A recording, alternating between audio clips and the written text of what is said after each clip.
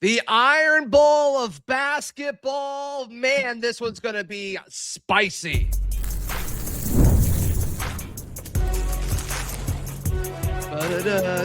You are Locked On College Crossover, part of the Locked On Podcast Network. Your team every day. Yes, this is a crossover edition of Locked On Auburn and Locked On Bama. I'm Zach Blackerby of Locked On Auburn. He's Luke Robinson of Locked On Bama. I mean, probably the team that college basketball fans dislike the most right now. We're number one, Zach. Happy for you. Happy for you. Auburn hosts Bama. Obviously exciting. We're recording this like 3 minutes until the end of the legal day, I guess, for the Bediako stuff, which I don't think anybody thought that there was a chance he wouldn't play in this. I think everybody was expecting him to play in this game because that's just how things work. And that's how things work, especially when Alabama is involved. And so we'll get to see exactly what the jungle yells at him tomorrow. It could be electric. I'm hoping they bring some creativity. And I think they will. And look, here's the thing. I want to say this in advance, and the people who are watching this on the Locked On Bama channel will back me up. Sure. That I don't love this. This isn't what I want college sports to be. Okay. But when you cracked open Pandora's box, everything came running out.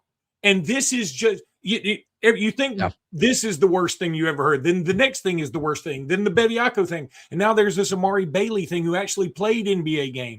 Right. I mean, he's on recruiting visits right now. And I'm like, how are you on a recruiting visit and you're going to play now? And like, you've already missed a month and a half of school.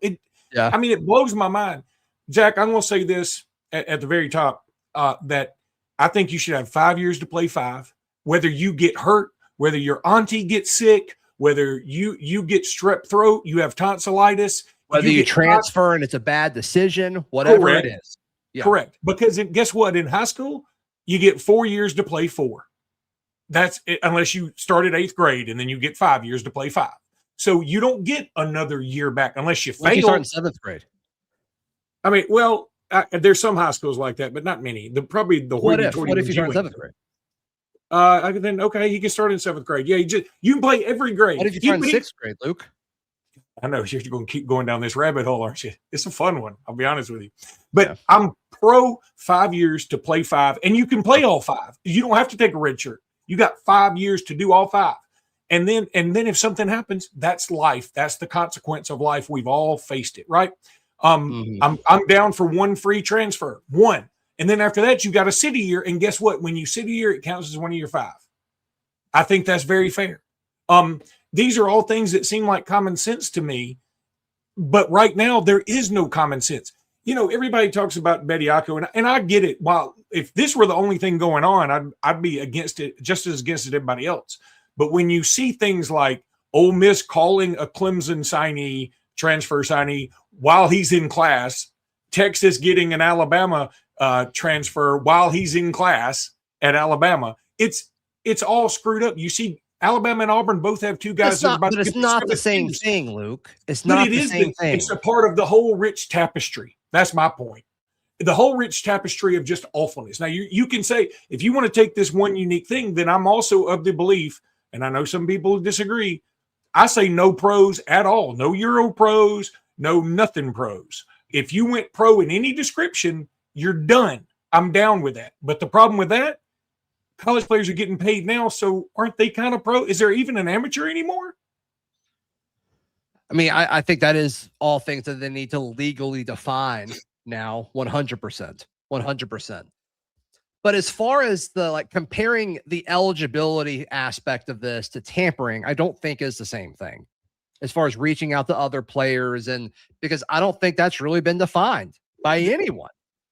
And that's the eligibility fair. Thing, like we've had the same rule. If you enter the draft and you do not withdraw your name by the deadline, you forego your eligibility. That is clear cut, and it has been that way for forever. So I do think those things are different. Now, if you want to say you don't like the rule and the rule needs to be pushed, that's fine. But those two things aren't the same. I agree with you. I guess I was painting a picture of how chaotic everything is. And you and I go on a show I think you still go on Doug Amos's show occasionally. And he used the terminology the other day. He said, he's an Alabama guy, but he said, I find all this disgusting. I was like, that seems a little harsh. I mean, I think some of the other stuff going on is much worse than this when you think about, hey, Bediako's not just completely out of left field, given everything else that's going on. When you have guys from Europe, when you have guys who are 25 years old, when you have all that, it's not nuts. Yeah. Now, we'll say this too. I would rather the rule be followed and everybody follow it. I think that would be the best way to go for college basketball and college football. Because what I'm worried about, here's my worry, that if Bediako wins this thing, and I think he may at least get it, postponed or the can kicked down the road. I don't know all the legalese. I'm sure can kick down the road is not a legalese thing. But what about when what about when you go in the NFL draft and then like you're just on a practice squad? And I just heard on the radio they were talking about this, that on practice squads, you might make $200K or $150K or something like that. You can make a lot more than that in a game in college if you're good enough. So will you the practice squad to try and come back? And before you say that's the craziest thing I've ever heard, 2 years ago, I would have thought a lot of this stuff I'm saying was the craziest thing I've ever heard. Yeah, the Bediako thing, if they're fine with it, like people are talking about it with basketball, but it's like, okay, well, if you enter the NFL draft, you don't get drafted. Can you just choose to not sign with a practice squad and then go back to your school? Did you know that in the NHL, apparently, all right, in the NHL, when you turn 18, everybody's eligible. You and me, we just weren't drafted, unbelievably. But in the NHL, we were eligible for the NHL draft. Yeah, that's their thing. Is like everybody at age 18. I can't believe we didn't get a shot. I mean, I'm a big. How many rounds are there? Las Vegas Sabres? I don't know. I don't have no. Listen, I just heard this myself. That apparently you can go back to college after you're drafted, and they still own your rights. But the problem I see with that in basketball is, what if you're a superstar player, you want to go to college, and the New York Knicks own your rights, and your coach plays an up and down, go fast, shoot it all the time tempo, and the Knicks are more like, hey, we're going to walk it up, we're going to play big men, and they don't want you to do that style because they don't want you to learn bad habits or something different than what they teach. Do the Knicks get to dictate what you do? I just feel like every time I turn around, there's another spike in the road, like things just fork off, and I don't want that. So that's why I say, make it easy. Go 5 years to play 5. If you've ever played pro in America, in Europe, in Africa, in Antarctica, you can't play. Yeah, the weird thing with the Bediako thing too is, I mean, as an Auburn, I love that y'all are doing this. I think it's crazy. Like, I'm shocked that Alabama's the school that's doing this, and I mean that with all sincerity, especially because I think Nate Oats is a really good coach. I don't like the guy, but like, he's a really good coach. I think the proof is in the pudding. And I think this tarnishes some of that. I'm not going to lie to you. And I also think Bediako isn't I don't think he's the guy you risk all this for, if I'm being 100% honest with you. Honestly, I think the juice is worth the squeeze. I don't think it's that big of a risk. If this were going on and there weren't if the Baylor thing hadn't happened, but there weren't Euro pros everywhere, I think I'd be like, are you out of your mind? But the Baylor, the Baylor guy, and I can't even. Why do you keep comparing it to the European stuff? Because it's not the same thing. They're called Euro pros. But they're not ineligible because they're pros. The rule, once again, like, we're changing what the rule is. The rule is that he didn't take his name out of the draft. I understand that. But again, I think the spirit of the rule is they don't want pros playing. And the Euro thing is on a technicality. Let's be real about it. I mean, so the Baylor guy, whose name, again, I can't pronounce. Yeah. He was like even involved in an NBA trade. And he's still playing. Like, when that first happened, I was like, what are we doing? But I remember this pretty vividly, that Preston Murphy, an Alabama assistant, when the Baylor thing came down, he always posts these like kind of weird, almost anime cartoons of himself doing things. And it showed him seeing that guy was eligible and then getting on a plane and going to like DC or something like that, which I didn't understand at the time. I'm wondering if those two things correlate. He was like, immediately he was thinking, hey, if they can get a pro back, why can't we get one back? And by God, if Alabama needs somebody back, if there's a team out there facing more injuries than Alabama on a day-to-day basis, I don't know who it is. Maybe it's karma. I'm sure that's what you'll say. Or if somebody else gets hurt, you can just go get another G League guy. I'm fine with that. Listen, I want it to get as ridiculous as it can so that it'll get fixed. That's what I'm totally okay with that approach, actually. Yeah. I'm totally fine with that. And I think this is enough. I think this is enough to where now they're almost like they're forced to have this conversation. Which is good. Did you hear any of the reports from the judge today? It sounded like the folks that were in the courtroom were like, the judge was almost like, this is so stupid. I can't believe I'm having to listen to this from both sides. Because the NCAA, we all know they've been as hypocritical and god-awful and over abusing their power for decades. And now the pendulum is swung so far the other way. They're like, please God, Congress, help us. Right. And some judge make a rule so we don't have to do it. Yeah. I like, though, that it sounded like Bediako's representation was like, yeah, if this doesn't go this way, like his career might be done, and like he can't afford to go to like the University of Alabama or whatever. And then the judge was like, why can't he go back to the G League? And the representation's like, I mean, that's possible, but it's not certain. And it's just like, what is happening? Like, what is even going on here? And he sort of had the same looks and takes with some of the NCAA stuff too. I am kind of surprised. I really was sort of hoping that Bediako would go into the courtroom with like a whiplash brace. I thought that would have been a good touch. A nice touch. Really went over the public opinion there. All right. I guess we should talk about the actual basketball game that's happening on Saturday. That's next right here on this crossover edition of Locked on Auburn and Locked on Bama. Today's show brought to you by our friends at FanDuel. FanDuel is America's #1 sportsbook. I can't imagine wagering anywhere other than with our friends at FanDuel. Luke Robinson. No. Why would I? Yep, that's right. All right. So as we record this, Auburn, a 1.5 point favorite over Alabama with an over-under of 176. So if you want to get in on the action, you certainly can over with our friends at FanDuel. And of course, if you want to bet on the Super Bowl, that is the last chance to get in on the action for football as well. If you're a new customer, just bet $5, get $200 in bonus bets. If you win, make it count, because after the Super Bowl, the season is over. Last call for football on FanDuel, the official sportsbook partner of Super Bowl 60. Visit FanDuel.com to get started. Today's show also brought to you by our friends at TurboTax. We love TurboTax because we hate doing taxes. And TurboTax, they'll just do it for you, Luke Robinson. With TurboTax, for like $150. $150. And you know they're going to do it better, and you're probably going to get a $150 better return anyway. So, like, why not? With TurboTax full service, you can have your taxes done for you by a trusted local expert, start to finish, without the stress or guesswork. Like you said, you can have your taxes done for just $150 all in. If a TurboTax expert didn't file for you, just make sure you file by February 28th. Take taxes off your plate and get back to your life. Visit TurboTax.com/local to book your appointment today.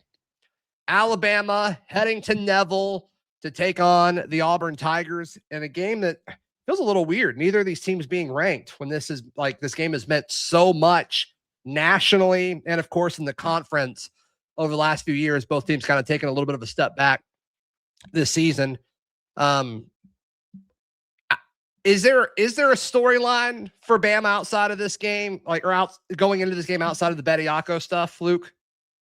I mean, it's injuries, because Labaron Philon is now a game time decision. He hurt his thigh against Texas A&M, and if Philon's out, I mean, it's a huge blow to Alabama, Bediako or no Bediako. Of course, Aiden Holloway coming back is always a thing. Man, I got to say something. He's played really well. I think I understand Auburn fans not liking him. I get it totally, because you don't transfer to, you don't do that. But this system has suited him much more, and he's been pretty doggone good. So I think he did the right thing, and I think he'll be back. He's taken a pretty big step from last year to this year too. Yeah, he's playing a lot better. He's been injured a little bit, but that big shot he had against A&M the other night was huge. Very happy for him. But, without Philon, I think Alabama's chances dipped dramatically. But my guess is he ends up playing that.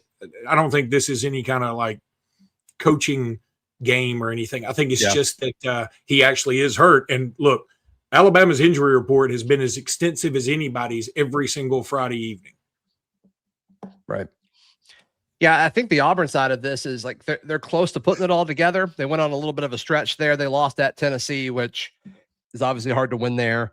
But before that, I mean, they had the longest active SEC winning streak. I mean, everybody's beating everybody in the conference, and they were able to string together 4 wins there, which was nice. And I think that means a lot in this year's SEC. Chris Murray down low. Sorry, Chris. I'm sorry. I'm totally blanking right now. Murphy. Keyshawn Murphy. I don't know who Chris Murray is. Who is Chris Murray? Are y'all bringing in Chris Murray from the G League? Yeah, that's it. That's it. Keyshawn Murphy. Goodness gracious, boy, has it been a week. He's getting better and better each week of the season. Starting to see his athleticism come out a little bit more, kind of recovering from being banged up earlier in the year. We'll see. I mean, this is still a Pearl offense, very much like what his father coached up. They want to shoot a lot of threes, but I do wonder, they've been better down low. So I do wonder, especially with what Florida was able to do from a points in the paint standpoint against Alabama last weekend. Never seen anything like it. Unbelievable. Let me say this about that. It was awful. And it was going to happen. A couple of things. I predicted on Locked on Bama that either Auburn or Alabama would beat Florida on the road. And I said, Lord, I hope Auburn doesn't do it, because if they do it, we're in trouble. I thought Florida would sort of go to sleep against one of us. And, and they didn't play their best game against Auburn. I don't want to take anything away from Auburn. If they didn't play their best game, we know this. Florida, when they're on their game, they're tough to beat. If Florida played their best game and Auburn played their best game in games, well, Florida wins. Yeah, sure. Exactly. So, but Alabama just wasn't ready. And I think it was good for Bediako to get through this early, assuming he still gets to play for a while, that he goes down there and they were as rough on him as you could be. And mentally, I think that it took a toll on him a bit. So I'm hoping that, even though the jungle is going to be the jungle, that maybe he's grown some thicker skin since that moment. Because let's face it, what did he expect, Luke? Well, you can expect it all day. But when you go there and you're out there on the basketball court and everybody's killing you, it can take a toll. And so maybe his skin is a little thicker now is what I'm hoping. I mean, look, Auburn's going to be on him pretty good too. I know this. Guy, get ready. Oh, yeah, he's going to have to be ready. I know. I mean, but I'm saying this is actually a good thing for him to go through this stuff, right? Yeah, because he hadn't been factors worn off or whatever. Yeah, he hadn't been through the other games like the other Alabama players. I'm not worried about. They've already played Gonzaga and Arizona and Illinois. They played in Purdue. They played the cream of the crop. He hadn't so much done that. I mean, he's dealing with a lot of stuff. He's having to go into a courtroom. There's no telling where his mental state is. Well, he's been in the G League. Yeah, he's been in the G League and like another college team. Well, let's also I've been to a Birmingham Squadron game. I can tell you right now, I don't even know if that is the G League. There aren't like a lot of ruckus crowds that you're dealing with. That's right. That's right. It's one of those where you get to hear all the squeaks of the shoes in those games. Right. Yeah. You hear it hitting the rim 100%. Who you got in this one, Luke? I hate it, but I'm always honest. I think Auburn will win this game. I think, especially if Philon is out, there's no contest to me. Alabama needs him badly. But even if he's there, I just feel like this is a game Auburn's going to really want. I think the crowd's going to help them out. I think it's going to be close. I think Auburn will certainly cover the 1.5 spread. But I'm thinking like a 5-6 point win for Auburn. They sort of pull away a little bit late is my guess. But again, I have no problem saying, assuming that Alabama's relatively healthy when they come to Tuscaloosa, I predict Alabama to win. I just think this is whoever is at home is going to get the advantage here. Yeah. I think these teams split this year. I think the home team wins each time. So I agree with you. I think I picked like a 6 point spread yesterday, like mid 80s to high 70s, something like that. So, well, y'all average 84 and we average like 91. I think it's going to be higher scoring than that. It might be. Yeah. It might be. I think Auburn's getting better defensively. And I kind of wonder if there's going to be a little bit of a devotion to scoring in the paint, because I think that is a mismatch right now. Now we'll see if Philon plays. That'll impact that a ton, but we'll see. We'll see. I was bothered when I heard somebody on the radio today, a national guy, was talking about how, the big games this weekend, and they mentioned they mentioned Michigan, Ohio State for some reason, which doesn't feel like a big game because Michigan's so good and Ohio State, nah. but they didn't bring up iron ball of basketball. And I don't it's like the that at first all. time in 8 years or so that hadn't happened. Even at a time where if Auburn's down, Alabama's up, or vice versa, the game's talked about. And right now, neither one of them's ranked. And, it kind of pisses me off because both teams played incredible schedules. So, yeah, we've piled up some losses, both of us. But we deserve a lot of credit for that, for what we've done in terms of going nationally and spreading our brand. I agree 100%. And ironically, I think this game is just as important, if not more important, because we're kind of fighting for more stuff than we typically are. Like if whoever lost this game over the past few years, it really hadn't hurt the other one at all. Right. Whoever loses this one, it might hurt them a little bit. I don't think really either team is in danger of missing the tournament or anything. I mean, they have too many. Both of them have too many good wins. Both of them beat St. John's, who's on a tear right now. Can you imagine losing to St. John's? I personally can't. Nah, it's just not. Shoot it. Auburn didn't even do it back in the 80s when they were really good with Walter Berry. That was way before Zach Blackerby, by the way. Yeah, I wasn't born yet. Not sure your parents were born. In the 80s? You don't think my parents were born in the 80s, Luke? I don't know. Am I older or younger than your parents? I'm 53. You were younger than my parents. Just barely, though. It's close. There's some wiggle room there. Okay. All right. There's a gap. There's a gap. I'm not going to out my parents, but there's a gap. Yeah. I got you. All right. Let us know what you think. Thank you so much for tuning in. For your second listen, check out the other show if you want. Also, the Everydayer Club. LockedOnAuburn.supercast.com, LockedOnBama.supercast.com. Sign up and join today. You get access to an ad-free audio feed, as well as access to an exclusive Discord, which sounds like Locked On Bama is actually bumping. So, man, I'll tell you, we were surprised to hear that we actually have the most people who've signed up for the Everydayer Club, and and we love it, and it's great because Jimmy is very active on there. I'm as active as I can be, but we also have Michael Asian Jimmy Southern comes on for those of you who know who he is. He's the best guy that we have coming on for basketball. And it's great. And he's on there and he's active. And we got a bunch of guys who do a lot of memes and GIFs and things I don't know how to do. And they're funny. That's important. Yeah, you got to have the memes for sure. Yeah. All right. Please like the video. Please subscribe. We'll see you next time. This has been a crossover edition of Locked On Auburn and Locked On Bama.